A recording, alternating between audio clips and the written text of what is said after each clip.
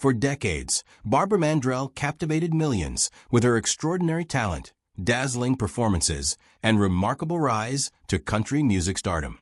Yet after stepping away from the spotlight, she left fans wondering what became of the woman who once seemed to have it all. Today, the answer is far more surprising than many expected. Her life has taken a quiet but fascinating turn, revealing a story few ever imagined. So, how does the legendary icon live now? And what has she chosen over fame? The truth may completely change the way you remember her. For millions of country music fans, Barbara Mandrell's sudden disappearance from the spotlight has remained one of the biggest unanswered questions in entertainment. How could someone who seemed to have everything simply walk away? At the very peak of her career, Barbara was not just another successful singer. She was one of the most celebrated performers in America. She dominated the country music world with chart-topping songs, packed concert arenas, award-winning performances, and a hugely successful television career. As a two-time CMA Entertainer of the Year, her future looked brighter than ever. Then, almost overnight, she disappeared from the stage. By the time Barbara stood on the stage of the Grand Ole Opry House for her farewell performance in October 1997, she had already accomplished nearly every dream she had ever set for herself. She was still receiving invitations to perform. Her concerts continued to attract devoted audiences, and her popularity had not disappeared. Success was still knocking on her door. Yet Barbara made a decision that very few entertainers have ever dared to make. Instead of holding on until the crowds faded, she chose to leave while she was still loved and respected. What she wanted most could not be bought with awards or standing ovations.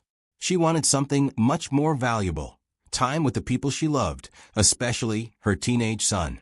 This wasn't the first time Barbara had chosen family over celebrity. Earlier in her career, she had voluntarily ended her hit television show after its demanding schedule began affecting her health. Barbara and Mandrell entered the world on Christmas Day, December 25, 1948, in Houston, Texas. It seemed fitting that someone born on such a special day would grow up to become one of country music's brightest stars. In her home, music was not simply a hobby. It was part of everyday life. Her father, Herbie Mandrell, balanced his work as a police officer with his deep love for music, while her mother, Mary, played bass in the family's band. Instead of toys being the center of attention, musical instruments filled the rooms. For Barbara, picking up an instrument felt as natural as learning to speak. She began learning the accordion as a very young child, then mastered the steel guitar, saxophone, banjo, and several other instruments. By the age of 11, her extraordinary skills were already earning her money as a professional musician. One life-changing moment came in 1960 when the 11-year-old performed the steel guitar at a music trade show in Chicago. Among those watching was legendary guitarist Joe Maphis, who immediately realized he was witnessing an exceptional talent. Deeply impressed, he invited Barbara to perform alongside him in Las Vegas. When 12-year-old Barbara stepped onto that famous stage beside experienced adult performers, she played with confidence and skill far beyond her years. Her career only gathered speed from there. While still a teenager, Barbara was sharing stages with country music legends such as Patsy Cline, Johnny Cash, and George Jones as part of the Mandrell family band. Then, just as her career seemed ready to reach even greater heights, Barbara Mandrell made a decision that stunned everyone. At only 18 years old, she walked away from the music business. On May 28, 1967, she married Ken Dudney, the drummer who had performed with her family's band.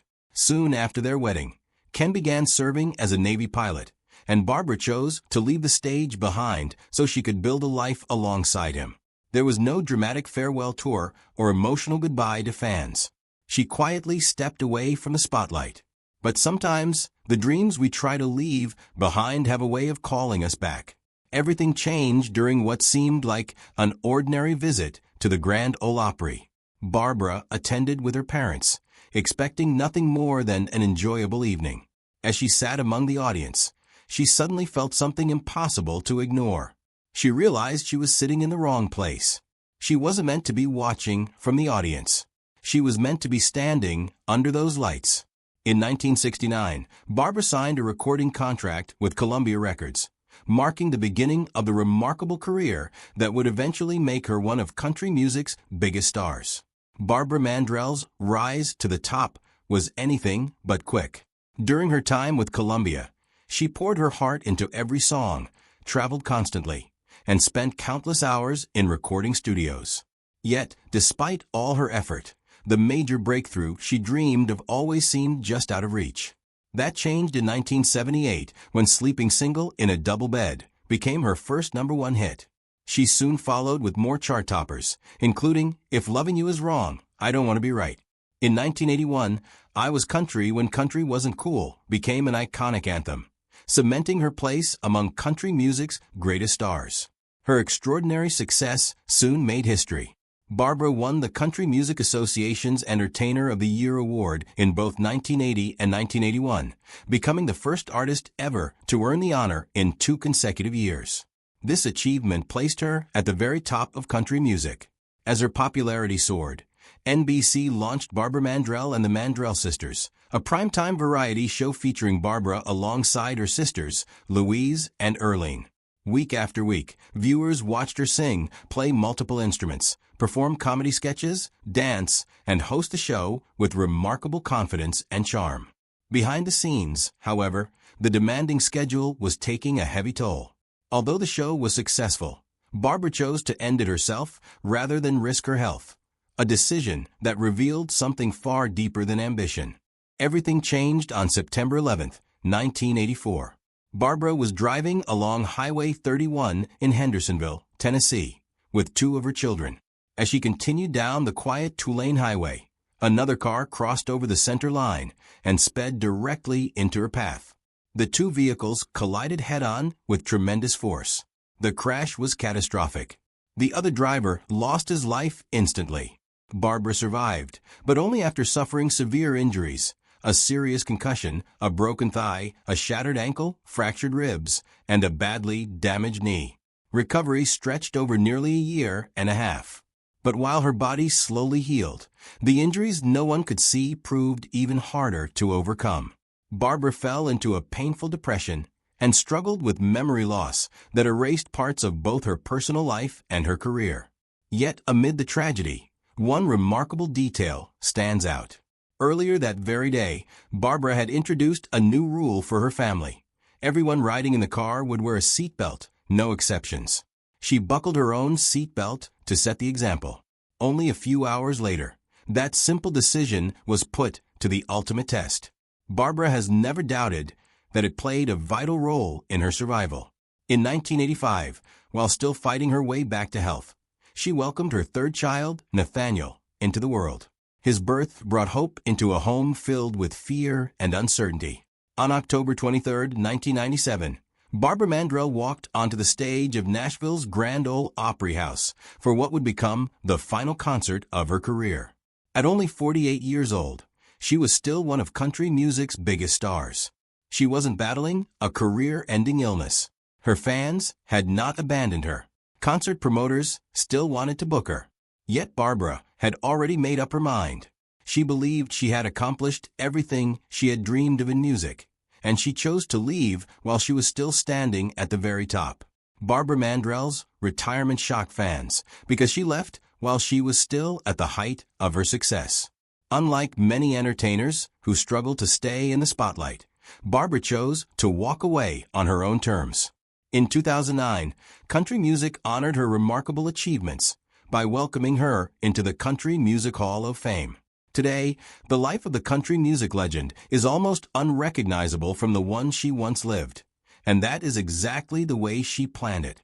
Instead of chasing more fame, Barbara has chosen a quieter life built around the things that matter most: family, faith, and the simple joys that cannot be measured by applause.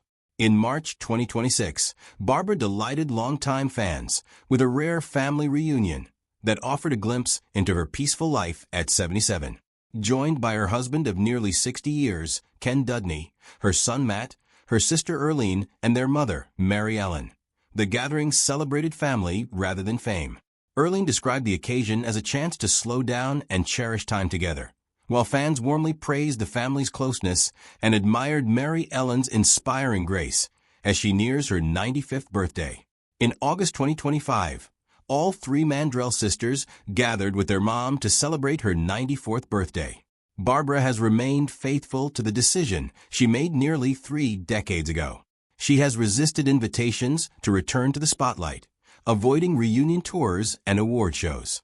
Instead, she has devoted herself to her husband, her children, her grandchildren, and her Christian faith. She has often said she has no regrets about leaving her career behind because she believes every stage of life brings a different purpose. In a recent development, Barbara Mandrell's legendary Fontanelle Mansion in Nashville has officially reopened as a private event venue after being closed for 7 years. Real estate developer Clinton Holcomb purchased the property for $6.1 million and spent years restoring it to its original charm. The sprawling log estate, custom-built for Mandrell in 1988, now hosts weddings and private events, preserving her legacy for a new generation. For those who have spent years wondering whether Barbara secretly misses the applause, these glimpses into her private life tell a different story. She doesn't appear to be living with regret. Instead, she seems genuinely happy and deeply fulfilled. After achieving everything most performers only dream of, Barbara discovered that life's greatest rewards were waiting far away from the spotlight. Today, surrounded by the people she loves and living according to her own values, Barbara Mandrell's most inspiring success story may not be the career she built on stage, but the peaceful and meaningful life she chose after the curtain came down.